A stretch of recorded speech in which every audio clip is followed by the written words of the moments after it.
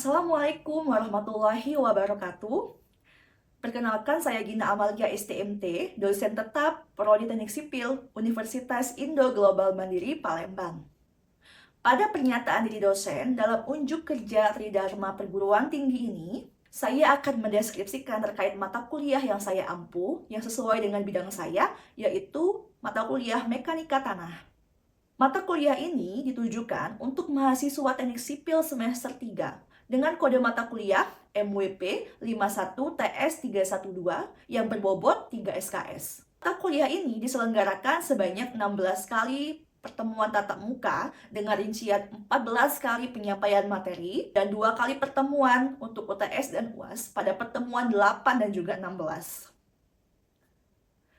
Mata kuliah ini mempelajari segala perilaku tanah yang terkait dengan hubungannya dengan pekerjaan teknik sipil. Di antaranya, pengertian mekanika tanah, sifat propertis tanah, pemadatan tanah, nilai kuat geser tanah, konsolidasi tanah, tegangan efektif dan tekanan dalam tanah, serta distribusi tekanan dalam tanah dan tekanan tanah lateral aktif dan juga pasif.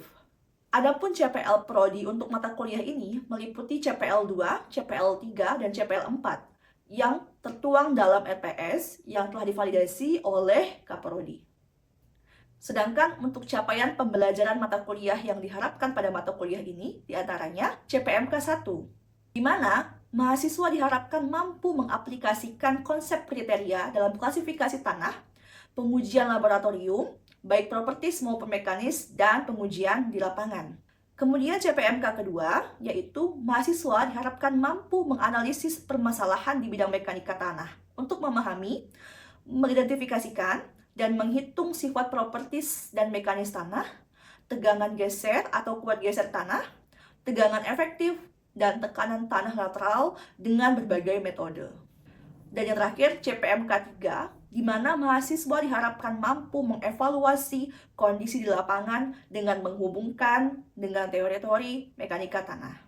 Selain itu, pada setiap materi juga memiliki sub CPMK yang telah tertuang dalam RPS. Komponen utama dalam proses pembelajaran mata kuliah ini antara lain, yang pertama, penyampaian materi di kelas. Selain itu, mahasiswa juga bisa mengunduh dan mengakses segala materi RPS dan juga segala referensi yang digunakan dalam proses pembelajaran pada laman LMS Universitas Indo Global Mandiri.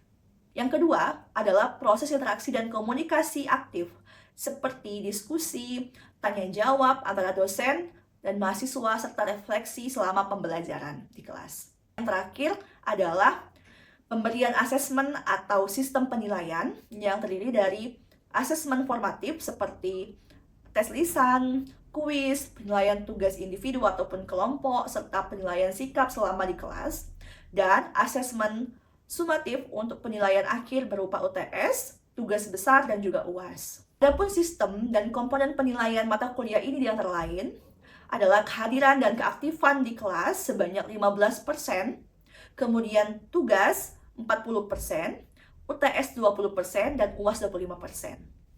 Dalam pemberian materi, saya juga menggunakan beberapa referensi seperti buku-buku para ahli dan juga artikel jurnal. Baik, berikut adalah video pembelajaran mata kuliah Mekanika Tanah pada pertemuan 3 dengan materi Soil Properties bagian 2 dan klasifikasi tanah. Bismillahirrahmanirrahim. Assalamualaikum warahmatullahi wabarakatuh. Selamat siang semuanya. Waalaikumsalam Warahmatullahi wabarakatuh. Apa kabar semuanya?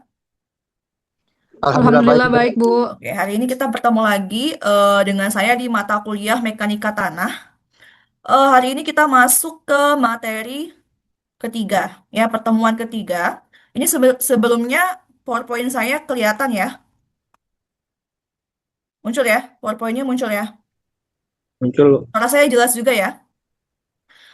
Oke, kita masuk ke materi ketiga, di mana hari ini kita akan membahas tentang soil properties bagian kedua. Jadi yang sebelumnya itu sudah kita bahas di pertemuan minggu lalu, ya kita sudah membahas soil properties seperti kadar air, kemudian berat volume, berat jenis, angka pori, porositas, lalu kemudian kita lanjutkan soil properties di pertemuan kali ini. Jadi hari ini kita akan membahas tentang analisis butiran dan juga batas-batas Atterberg. Dan kita juga akan mempelajari klasifikasi tanah di pertemuan kali ini. Seperti biasa, sebelum saya menjelaskan materi kita, saya kembali mengingatkan terkait capaian-capaian pembelajaran yang kita harapkan didapatkan oleh mahasiswa ketika mempelajari materi ini. Nah, jadi kita akan selalu mengacu kepada rencana pembelajaran semester RPS yang sudah pernah saya jelaskan di pertemuan awal. Jadi di pertemuan awal kemarin sudah saya jelaskan secara keseluruhan, ya, di mana untuk capaian pembelajaran itu ada tiga, ya, ada capaian pembelajaran prodi, kemudian capaian pembelajaran mata kuliah, dan tiap-tiap pertemuan itu juga ada capaian pembelajaran, ya, di mana kemampuan akhir yang diharapkan didapatkan oleh mahasiswa pada tiap pertemuan. Di pertemuan kali ini, artinya pertemuan ketiga, ya, ini berikut, ya, eh kemampuan akhir yang diharapkan didapatkan mahasiswa pada pertemuan kali ini. Jadi, kalian itu diharapkan mampu menghitung dan menganalisis sifat propertis tanah dalam hal ini itu analisis butiran dan batas-batas Atterberg. Lalu selain itu, diharapkan itu mampu mengidentifikasi klasifikasi tanah. Jadi nanti ada banyak metode-metode yang akan kita pelajari ya terkait bagaimana mengklasifikasikan tanah. Nah, untuk referensi, ini tiga buku yang saya gunakan dalam menyusun materi ini. Karena barangkali dalam pertemuan kita itu masih kurang ya mungkin menurut kalian. Jadi kalau misalnya kalian ingin jauh lebih mengulik kembali materi ini, kalian bisa membaca tiga buku ini. Jadi ini buku yang saya gunakan untuk menyusun materi ketiga. Gitu, ya. Oke, kita masuk ke materi kita terkait analisis ukuran butiran. Kenapa ya kita perlu menganalisis ukuran butiran? Ada yang ingat nggak? Waktu di minggu lalu saya sudah pernah jelaskan penyusun tanah apa saja. Ada beberapa kan materi-materi material-material penyusun tanah. Ada yang ingat? Ada Oke, Rafa, apa aja Rafa yang kamu ingat? material yang tersusun dalam tanah itu ada butiran butiran tanah, air Terus, dan udara. oke, ada lagi yang mau jawab selain Rafa? Mungkin versi lain? Oke, nah secara umum ya, oke, saya coba gambar. Secara umum, anggaplah ini adalah suatu bongkahan tanah. Betul. Secara umum, tanah itu terdiri dari butiran padat tanah. Jadi, tanah itu kalau kita lihat secara mikroskopik, dia itu bentuknya butiran-butiran. Ya, ada ukurannya. Lalu setiap butiran ini dia kan terpisah ya oleh rongga-rongga. Nah, rongga-rongga ini bisa berisi air, bisa juga berisi udara. Nah, tergantung kondisi tanahnya, apakah dia kering, apakah dia basah, atau jenuh. Nah, tujuan kita untuk menganalisis butiran itu kita untuk melihat bagaimana ukuran diameter masing-masing tanah ini. Jadi, apakah diameternya seragam atau tidak seragam? Distribusi diameter. Jadi, yang bagus itu seperti apa? Yang bagus itu adalah distribusinya merata, tidak seragam. Artinya, setiap diameter dia itu ada. Nah, untuk menganalisis ukuran butiran ada dua jenis pengujian. Yang pertama, pengujian menggunakan saringan. Jadi, kita menggunakan saringan seperti ini, ya, disusun. Nanti kita bisa lihat di laboratorium kita ada, dan juga nanti akan praktek, ya, untuk menganalisis butiran. Jadi, masing-masing saringan ini itu punya ukuran yang berbeda-beda.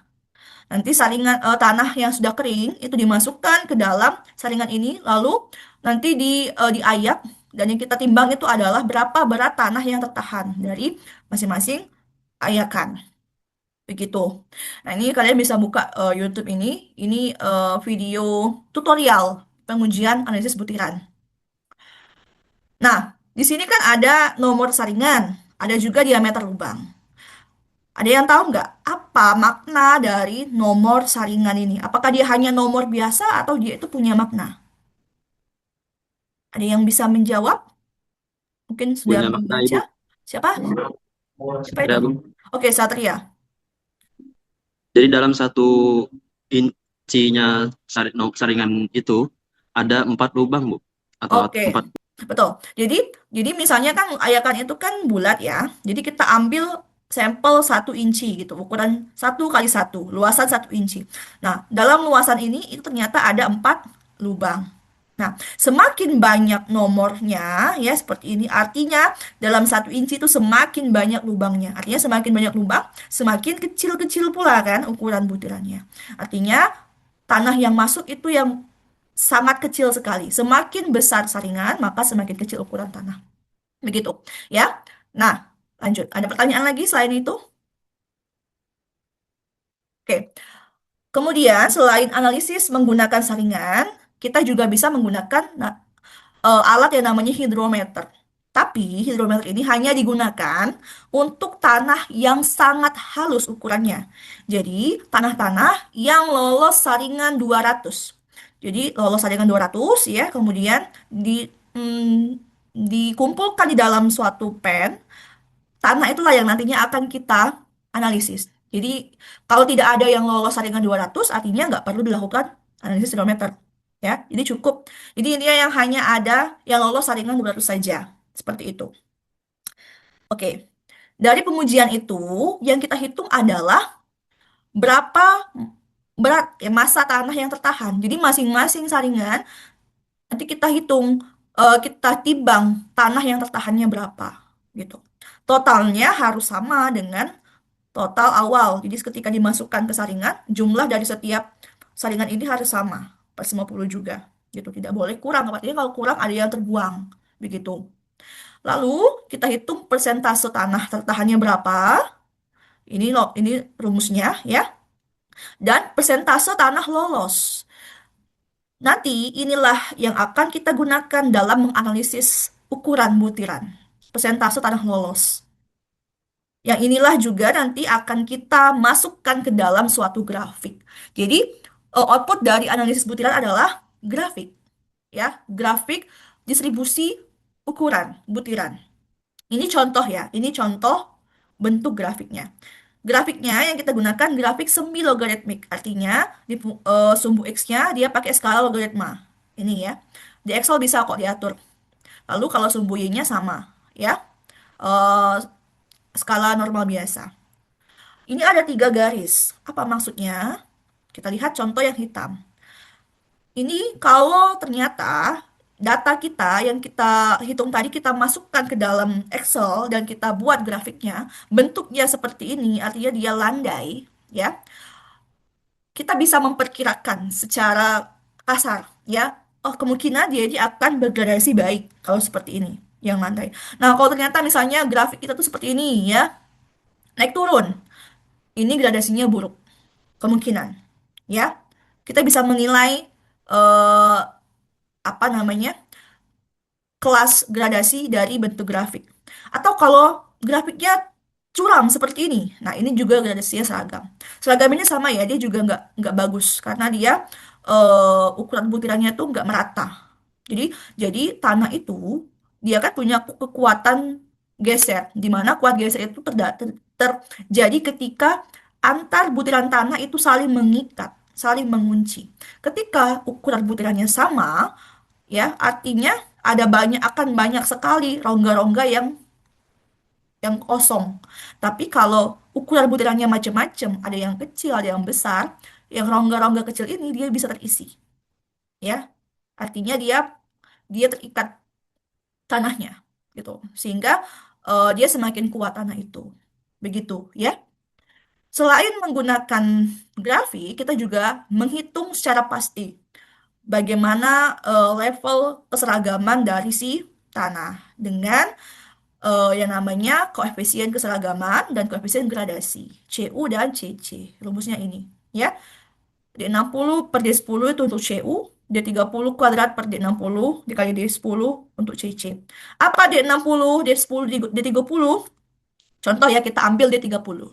Nah, D30 itu maksudnya adalah berapa persen sih, berapa sih diameter tanah yang dia itu lolos sebanyak 30%. Contoh kita lihat di grafik ini ya, D30. Berarti yang lolos sebanyak 30% tuh di sini kita ambil. Nah, kita ambil grafik yang hitam ya, contoh. Kita temukan ke grafik, tarik garis horizontal, temukan ke grafik, lalu turun ke bawah. Nah, inilah nilai D30, diameternya. Artinya ini kemungkinan 0,2 itu. Begitu juga dengan D60 ya, D10. D60 berarti berapa diameter tanah yang lolos sebanyak 60%. D10 berapa diameter tanah yang lolos sebanyak 10%. Begitu.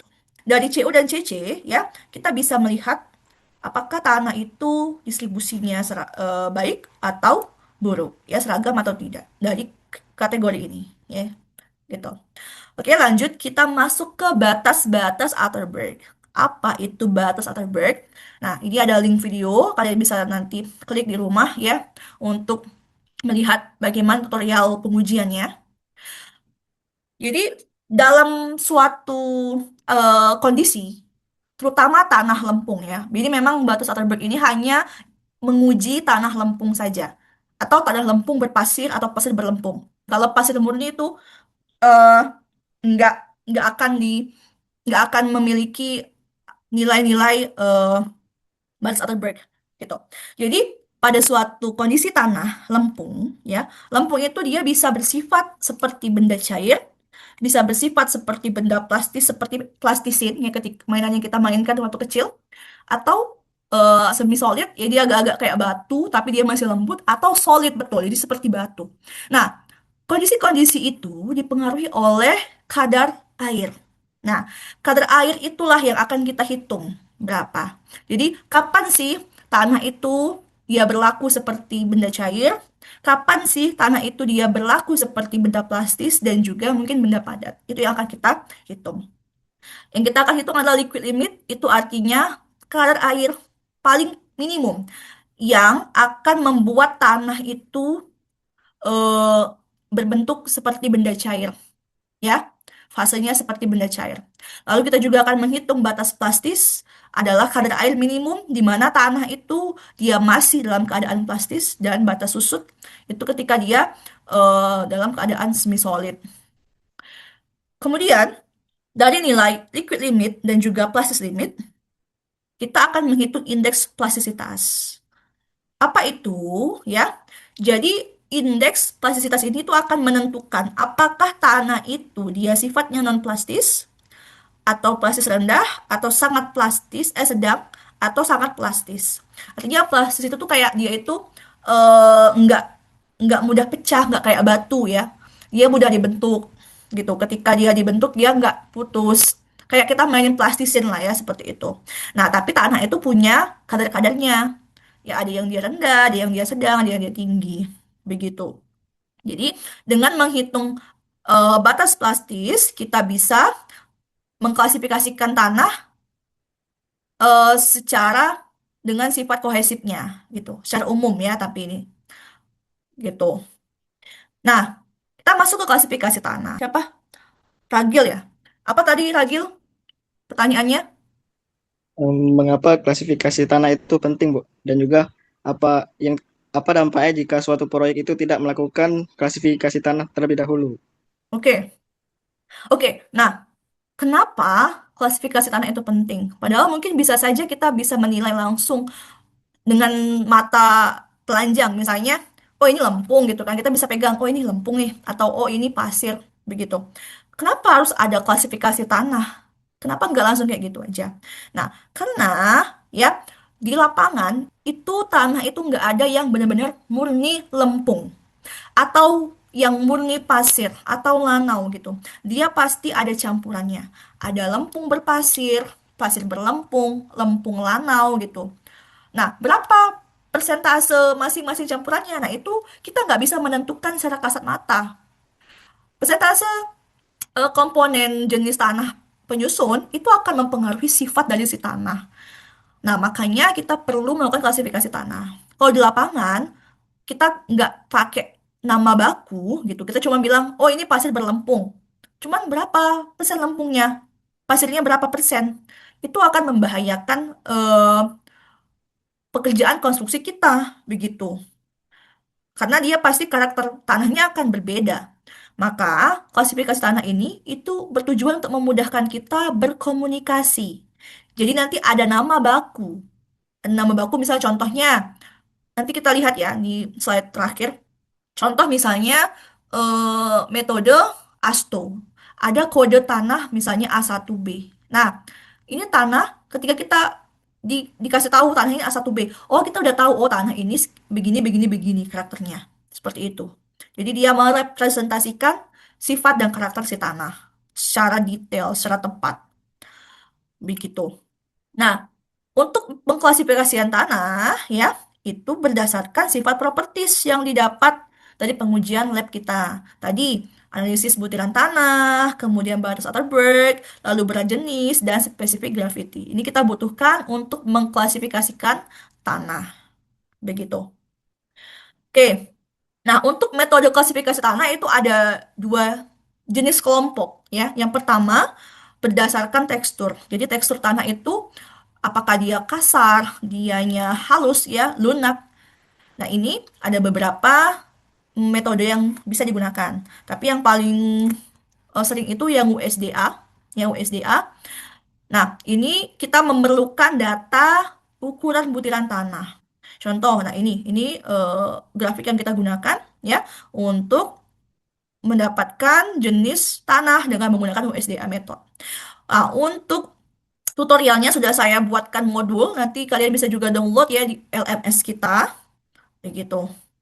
Nah, lalu yang kedua itu metode klasifikasi tanah berdasarkan pemakaian, ya. Pemakaian kita tuh mau dipakai untuk apa tanah ini? Tanah ini apakah untuk tanah timbunan jalan, ya, jalannya pun apakah untuk jalan jalan tol atau jalan sekunder biasa di mana bebannya nggak terlalu besar, atau misalnya tanahnya dipakai untuk membuat bendungan. Nah, itu masing-masing tanah itu punya kegunaannya dan dia harus sesuai dengan kriteria yang diperlukan gitu, yang disyaratkan. Nah, untuk metode ini ada dua metode yang paling terkenal, USCS dan ASTO, begitu. Nah, kalau ASTO itu data yang diperlukan adalah ukuran butiran, ya, lalu pasisitas, ya ini dari Bart Stutterberg, ya, begitu. Jadi ini pakai grafik. Tadi yang seperti yang saya jelaskan di awal, tadi kalau ASTO itu nama tanahnya berupa kode-kode. Dari kode A1 sampai A2 dia termasuk tanah granular, artinya tanah pasir gitu ya atau kerikil. Nah, A4 sampai dengan A7 dia masuk ke tanah berbutir halus. Bisa lanau, bisa lempung. Begitu. Nah, bagaimana cara menghitungnya? Kita lihat dari yang paling atas. Jadi kita lihat dari kolom yang paling kiri, kemudian di bagian atasnya di sini nomor 10. Kita lihat berapa besar analisis persentase lolosnya. Kita lihat ya nomor 10. Contoh, ini kita ambil contoh. Saringan nomor 10, persentase lolosnya 95,2. Jadi kita dari yang paling kiri ke kanan. Masuk ke A1A. A1A disyaratkan itu maksimal 50%. Artinya tadi kita 95,2, nggak lolos ya. Nggak lolos berarti A1A nggak termasuk. Pindah ke bawah dan geser ke A1B. Lihat nomor 40, di sini 61,4. 61,4, di sini maksimalnya 50. Artinya nggak masuk lagi. Pindah lagi ke kiri sampai dia memenuhi semuanya. Nanti untuk tutorialnya akan saya jelaskan ya di modul klasifikasi tanah. Oke? Lalu selain membutuhkan data analisis saringan, kita juga butuh nilai LL dan PI dan indeks kelompok. Ini rumusnya ini. Ya, ini rumusnya. Kita menggunakan data batas Atterberg. Oke. Kemudian metode kedua itu SCS method. Sama kita tetap perlu juga data butiran tanah, batas Atterberg ya. Nah, tanah ini akan membagi ke dalam 3 jenis, tanah berbutir kasar, berbutir halus, dan juga tanah organik. Oke. Nah, eh untuk grafiknya seperti ini. Jadi dia itu contoh ya. Nah, ini grafiknya, maaf, tabelnya. Di bagian kiri kita lihat tanah yang berbutir kasar. Dia itu harus tertahan saringannya lebih dari 50%. Kalau berbutir halus, dia lolos harus lebih dari 50%. Ya, cara menganalisisnya sama seperti ASTO tadi. Jadi kita dari sebelah kiri, kemudian ke atas. Nah, jadi misalnya ternyata dianya masuk ke granuler. Jadi nanti kita lihat berapa lolos saringan nomor 40-nya, nomor 4-nya, lalu bagaimana nilai CU dan CC. Seperti itu, ya. Nanti lagi-lagi saya jelaskan untuk tutorialnya ada di modul, ya. Nah, kemudian ini kalau untuk dianya tanahnya berbutir halus. Begitu. Ada pertanyaan sampai sini terkait metode pengklasifikasian tanah? Jadi ada beberapa ya yang kita pelajari hari ini. Saya ingatkan kembali bahwa ya klasifikasi tanah itu tahapan awal yang sangat penting dilakukan sebelum dilakukan pekerjaan konstruksi. Karena itu akan menentukan langkah apa yang akan kita gunakan pada pekerjaan konstruksi, ya. Apakah tanah ini masuk kriteria atau tidak? Kalau tidak, bagaimana? Apakah harus dibuang, diganti, atau ditreatment seperti itu? Oke. Nah, untuk tugas, silakan cek portal LMS ya pada pertemuan ketiga. Nanti sudah saya upload lembar soalnya di situ. Nanti silakan dicek. Kemudian untuk materi ini juga akan saya share di LMS juga, ya sama. Untuk diskusi, kalau memang misalnya ada diskusi setelah kelas, boleh nanti silakan ditanyakan di grup WA. Seperti itu. Oh ya, satu lagi untuk absensi, tolong di absen ya di portal LMS juga itu sudah ada ya portal untuk absensi. Oke, kalau nggak ada pertanyaan, cukup. Oke, kalau nggak ada pertanyaan itu ya materi kita untuk pertemuan ketiga hari ini. Saya mohon maaf kalau misalnya ada kesalahan dalam menyampaikan atau kekurang jelasan dalam menyampaikan materi. Lebih dan kurang saya mohon maaf. Saya akhiri. Wassalamualaikum warahmatullahi wabarakatuh. Sampai bertemu di pertemuan berikutnya.